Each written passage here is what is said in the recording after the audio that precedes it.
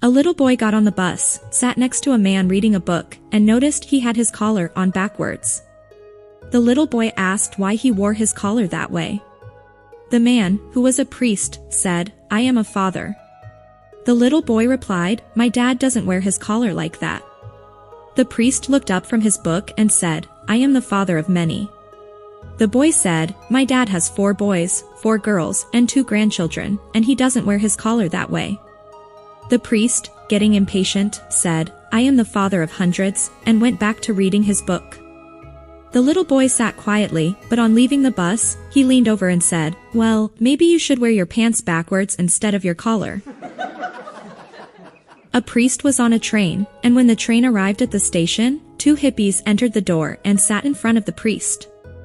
The priest had an accident, and his arm was broken. One of the hippies began to talk to the priest. "Hi man, what happened to your arm?" The priest answered, "I was sitting in the bathtub, and, when I was getting up, I slipped and broke my arm." The priest left for the next station, and one of the hippies looked to the other and asked, "Man, what is a bathtub?" The other looks confused. "Why should I know? I was never in a church." So 4 engineers are in a car when it breaks down. The electrical engineer says, "I've seen this 1,000 times, we just need to replace the alternator." The mechanical engineer says, "No, I've seen this 10,000 times, the fan belt is worn out."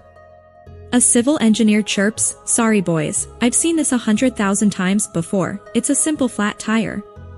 The computer engineer laughs a little and then explains, "You fools, I've seen this 1,000,000 times before, just shut all the windows and restart it."